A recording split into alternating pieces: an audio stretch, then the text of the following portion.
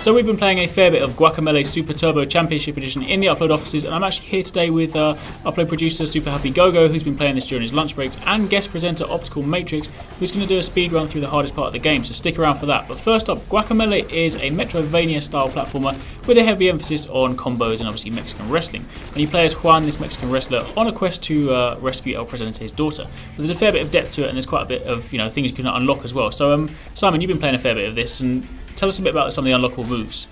Well, that's right. I mean, I think this is one of the first wrestling moves you unlock, and the game does a really good job of kind of drip feeding this to you and sort of telegraphing, communicating to you how to get through the environment. So we've just unlocked our rooster uppercuts, and then you can bash your red blocks. Kind of like Shoryuken. Yeah, and then of course you get more and more of these, and you can chain them all together. And you can get to places you never got to before, right? That's right. And this is a really good example of an arena. So you're using all your combos, and a top tip here: if you get outnumbered, you can see when the Y prompt appears. You can do a throw move, so you can grab one of the enemies, and then once you grab them and perform that animation, you're completely immune to damage. So it's a really good strategy for getting out of a bit of a that's a really good shot actually. And this isn't all just about fighting as well. I mean, this is actually one of the early puzzles you have to solve. It's not too difficult, but you actually have to jump in these portals between the living and the dead world, and you can use that to kind of get through obstacles you couldn't previously. And obviously, then we get there to get to one of the collectibles.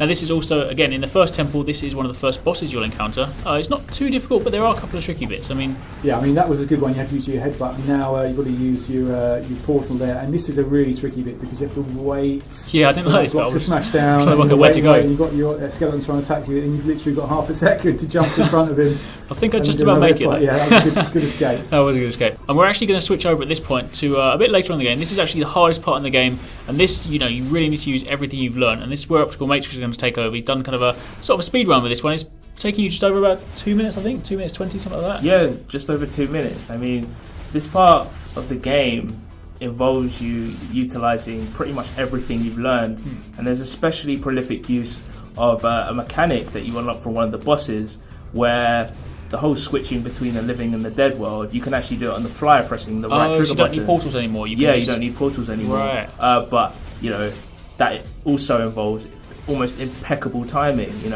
Really, really difficult. Along with that, you have to use all of the other skills you've learned. So what are some of these moves you're using here? Because some of these I haven't. I mean, I'm quite early in the game, but some of them I haven't seen. So what are you're running up walls using? Well, yeah, you run up the walls using this move called Goat Climb, where you just propel yourself up a wall. And then obviously we've seen the rooster uppercut. What about the one when you go sideways, the blue one? That's called the Goat Fly. Right. Okay. Yeah, that's called the Goat Fly, and you have to use a combination of both. You messed it up there. You definitely could have done a faster run on that one. No, definitely. But you use, I would say, a combination of mostly the Goat Fly and the Goat Run. And I've got that one. That's just being able to hang on the wall is goat. That's just Goat Hang. That's also something you have to unlock quite early in the game. Absolutely. And you have double jump as well, which actually comes in handy quite a lot in this. And the living dead thing actually reminds me also of like Ikaruga, the whole sort of like black and white thing. And this part, I mean, sorry, I'm making all these comparisons, but this looks like Super Meat Boy to me. I mean, this looks really difficult. I mean, I don't know how you did this one.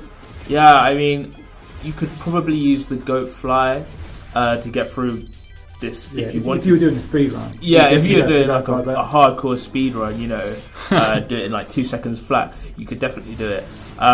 But I decided to use the double jump because a combination of that and the Goat Hang, you can be a bit more precise. Okay, just make sure you don't actually die, and that's. Yeah, because if you lose this, I say if you drop on this, you have to start right from the beginning. Yeah, and there you have it. That's the top. So nicely done. Thanks to Optical Matrix and Super Happy Gogo for joining us. If you guys think you can submit a faster time, then make sure you record your clip and send it our way, and we'll definitely feature those ones.